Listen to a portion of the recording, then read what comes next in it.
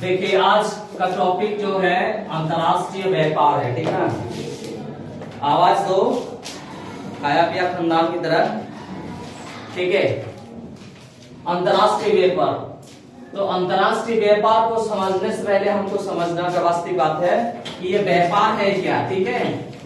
व्यापार है क्या, अगर हम व्यापार को समझते हैं तो अंतर्राष्ट्रीय या तो राष्ट्रीय लेवल हो या तो लोकल लेवल हो, कोई भी लेवल को हम लोग समझ सकते हैं। तो व्यापार का मतलब क्या होता है कि जब कोई चीजों को एक जगह से दूसरी जगह बेचते हैं या खरीदते हैं तो उसको हम लोग क्या बोलेंगे, व्यापार कहते हैं, ठीक ना। क्या बोलेंगे, व्यापार कहते हैं कि जब किसी वस्तुओं और सेवाओं को जब हम एक जगह से खरीदते हैं या दूसरी जगह बेचते हैं उसी को हम लोग व्यापार कहते हैं। समझ पा रहे बात को, ठीक है। तो दूसरी ओर कहता है व्यापार अगर देखेंगे तो व्यापार कितनी प्रकार से होता है, व्यापार कितनी प्रकार से होता है। हम सबसे पहले देखेंगे राष्ट्रीय व्यापार, राष्ट्रीय व्यापार, ठीक है। तो राष्ट्रीय व्यापार किसको कहेंगे, जब किसी वस्तु एवं सेवाओं को देश के भीतर ही आदान प्रदान करते हैं, उसे हम लोग राष्ट्रीय व्यापार कहेंगे, राष्ट्रीय व्यापार कहेंगे। समझ में आ रहा है, यानी कि राष्ट्रीय व्यापार जब किसी वस्तु एवं सेवाओं को देश के भीतर ही हम आदान प्रदान करते हैं उसी को राष्ट्रीय व्यापार कहते हैं। समझनी इस बात को, मान लिया जाए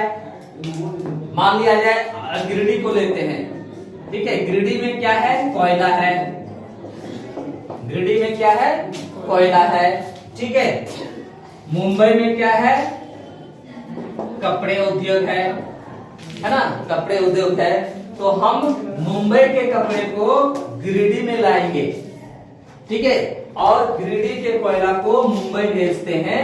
तो ये क्या हो गया, देश के भीतर चीजों को हम आदान प्रदान करते हैं। ऐसा नहीं है कि गिरिडीह में सब कुछ है, ऐसा भी नहीं है मुंबई में सब कुछ है। कुछ चीजें या कुछ खनिज संपदा जब गिरिडीह में है तो कुछ खनिज संपदा गिरिडीह में नहीं भी हो सकता है। तो इसलिए हम लोग व्यापार का प्रयोग करते हैं क्योंकि किसी भी क्षेत्र में हर एक चीज होना संभव नहीं है, हर एक चीज होना संभव नहीं। इसीलिए हम लोग क्या मार्ग अपनाते हैं, ये व्यापार का मार्ग हम लोग अपनाते हैं। समझ में आ रहा है बात को, ठीक है। तो ये क्या हो गया, राष्ट्रीय व्यापार है ना, राष्ट्रीय व्यापार। दूसरा स्टेप हमको लेना है अंतर्राष्ट्रीय व्यापार, अंतर्राष्ट्रीय व्यापार, ठीक है। अंतर्राष्ट्रीय व्यापार को सिंपल में समझना है कि अंतर्राष्ट्रीय व्यापार में क्या होता है, देश और विदेश, ठीक है। यानी कि अगर हम बात करते हैं भारत का कोई चीज अगर हम अमेरिका में बेचते हैं या तो अमेरिका का कोई चीज हम भारत में लाते हैं, खरीदते हैं, तो वो क्या हो गया, अंतर्राष्ट्रीय व्यापार हो गया। देश से विदेश में जब चीजों को हम लोग व्यापार करते हैं यानी बेचते हैं या खरीदते हैं वो अंतर्राष्ट्रीय व्यापार हो जाता है, ठीक है। देश के भीतर जब हम चीजों को खरीदते हैं या बिक्री करते हैं वो राष्ट्रीय व्यापार हो जाता है। समझ में आ रहा है बात को, ठीक है। चलिए नेक्स्ट हमें समझना है व्यापार क्यों जरूरी है, व्यापार क्यों जरूरी है, व्यापार का महत्व, अंतर्राष्ट्रीय व्यापार का महत्व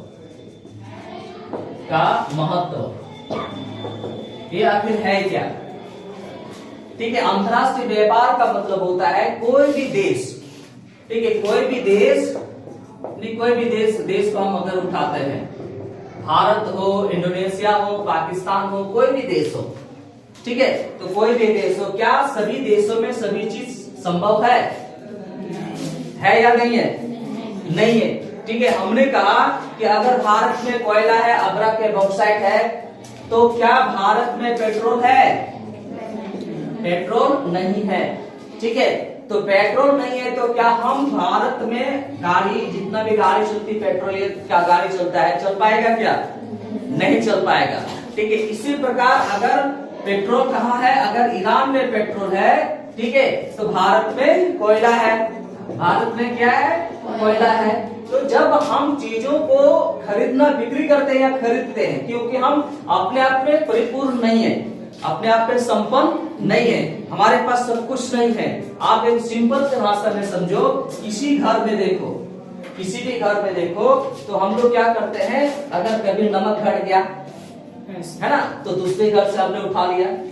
उनको भी कभी माचिस घट गई तो माचिस मेरे जगह से लेके चला गया। आज तो ये जो बिजली उत्पादन के बाद जरूरत उतना नहीं पड़ती, फिर भी बहुत ज्यादा जरूरत पहले पड़ता था।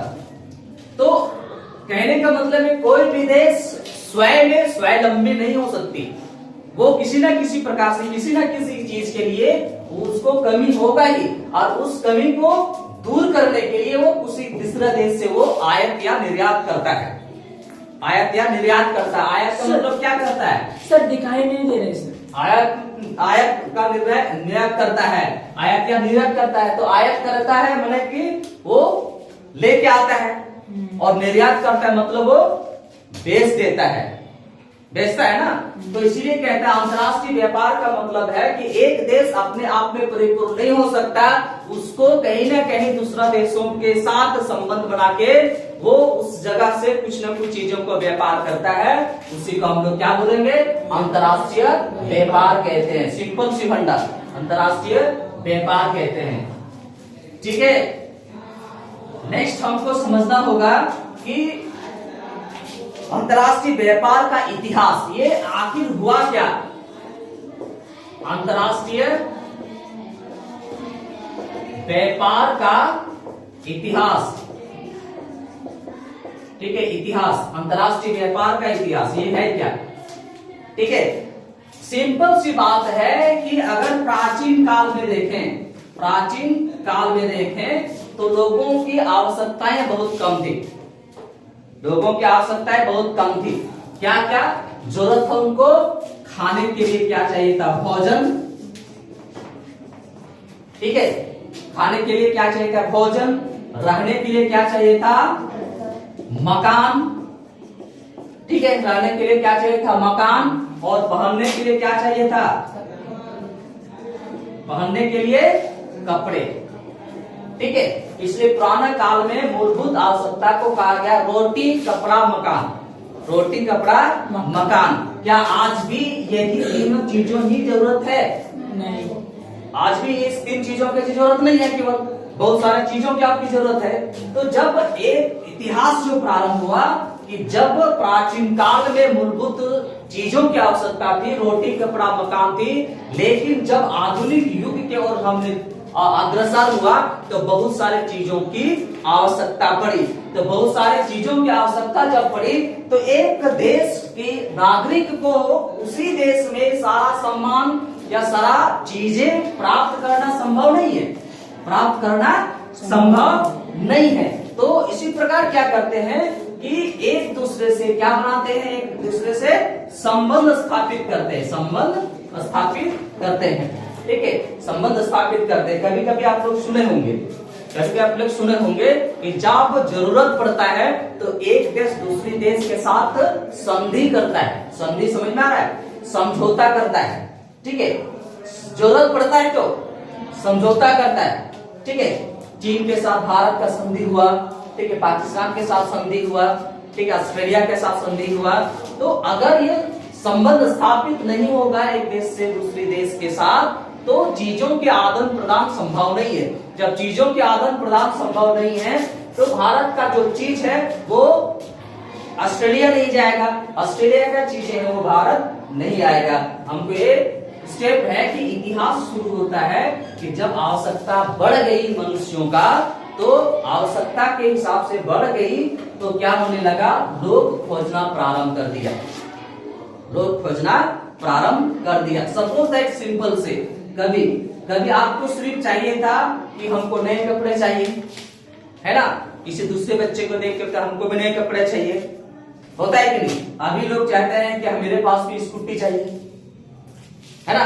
जब स्कूटी चाहिए तो स्कूटी के साथ साथ पेट्रोल भी चाहिए, पेट्रोल भी चाहिए ना। तो आवश्यकताएं आप क्या होने लगा, धीरे धीरे बढ़ता चला गया। अब आवश्यकता धीरे धीरे बढ़ता चला गया, तो इसको प्राप्त करने के लिए कहीं ना कहीं किसी न किसी देश या किसी इंसान से संबंध स्थापित करना ही पड़ता है। तो यही इतिहास कहती है कि प्राचीन काल में तो नहीं था हमारे पास उतना साधन, ठीक है, उतना आवश्यकता भी नहीं थी। बस 3 आवश्यकताएं थी, रोटी कपड़ा मकान वो हमको मिलता ही था, किसी भी प्रकार से हम प्राप्त करते थे। लेकिन आधुनिक काल प्रारंभ होने के बाद आवश्यकताएं किस तरीके से हमारी बढ़ी, तो हमको संबंध स्थापित करने लगे, एक दूसरे से सहयोग लेना प्रारंभ हम लोगों ने कर दिया। यही से शुरू होता है आपका अंतरराष्ट्रीय व्यापार का इतिहास। अंतरराष्ट्रीय व्यापार का इतिहास आपका शुरू होता है, ठीक है। नेक्स्ट आपका होता है विश्व व्यापार संतुलन। सिंपल सी फंडा है कि व्यापार संतुलन कैसे किया जाएगा, ठीक है।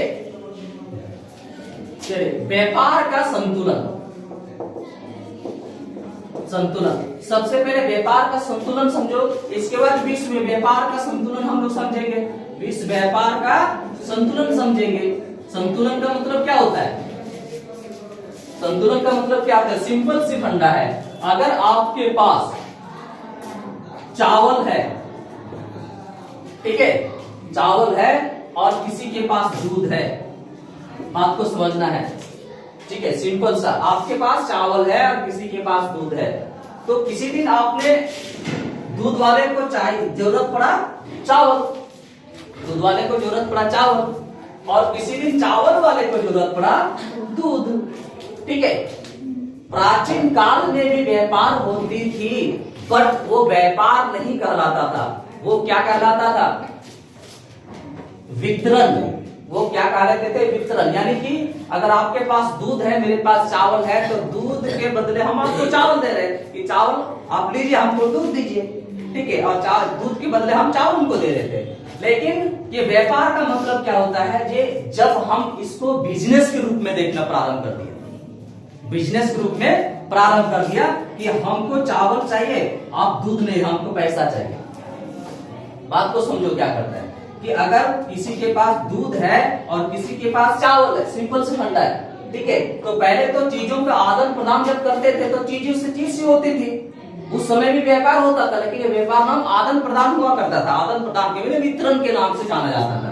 अब यही चीज लोगों ने क्या डिजिटलाइजेशन किया कि आप हमको अगर ए को दूध की जरूरत है और बी को चावल की जरूरत है, तो ए दूध को खरीदेगा किससे, पैसे से, किससे खरीदेगा, पैसे से खरीदेगा, और बी भी अगर चावल खरीदेगा किससे खरीदेगा, पैसे से खरीदेगा, ठीक है, पैसा से खरीदेगा, ठीक है। तो ये क्या व्यापार बन गया। आप इसमें एक पॉइंट बताया कि संतुलन कैसे होगा, संतुलन कैसे होगा, तो संतुलन कैसे होगा, ए अगर बी से खरीदता है, मान समझिए, ए अगर बी से खरीदता है, क्या खरीदता है, ऐसे भी ए बी से खरीदेगा, क्या दूध खरीदता है, तो पैसा उसने दिया, ठीक है।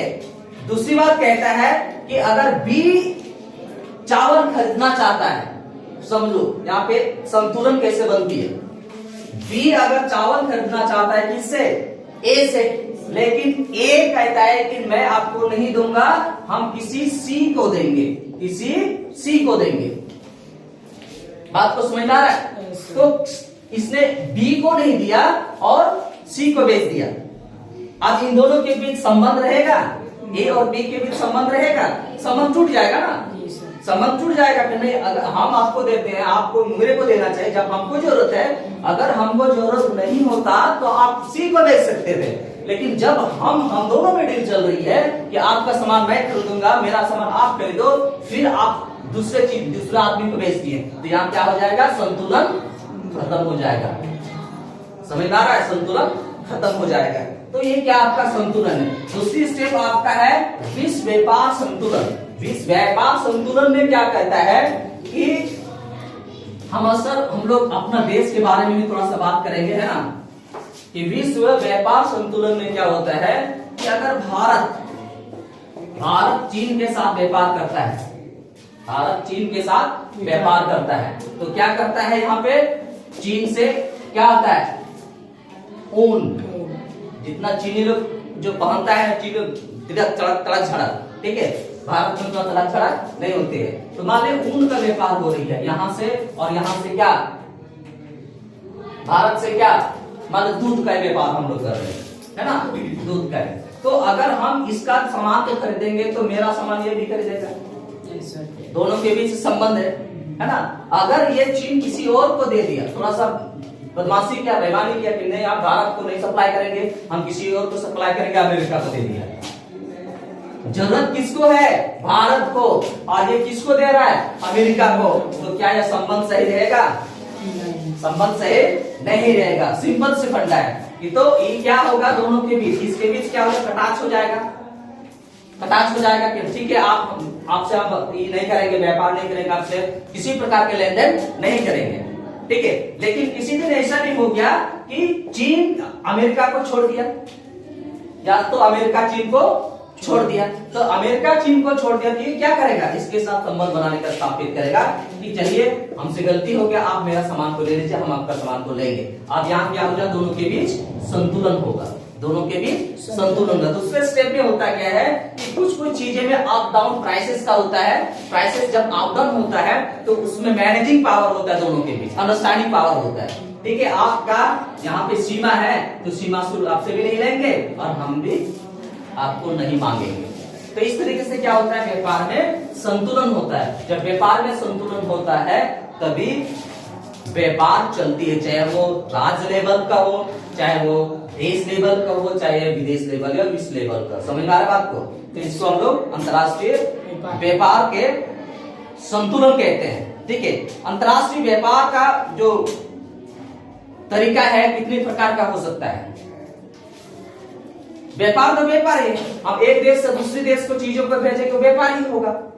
लेकिन कितना प्रकार के हो सकता है, 2, 4, 5, 6, 7, 8, 15, 20, 25 प्रकार के हो सकता है। तो व्यापार जो है अंतर्राष्ट्रीय लेवल में जो व्यापार, विश्व लेवल में व्यापार होता है, वो आपका 2 प्रकार का ही होता है। कितना, 2 प्रकार का होता है। कौन कौन होता है, द्विपार्श्विक व्यापार, द्विपार्श्विक व्यापार, ठीक है, द्विपार्श्विक व्यापार। पहला द्विपार्श्विक व्यापार, ठीक है। द्विपार्श्विक व्यापार का मतलब ही है, हमने अभी आपको बताया कि जब 2 देशों के बीच लेन देन चलती है, 2 देशों के बीच जब लेन देन चलती है उसको द्विपार्श्विक व्यापार कहते हैं।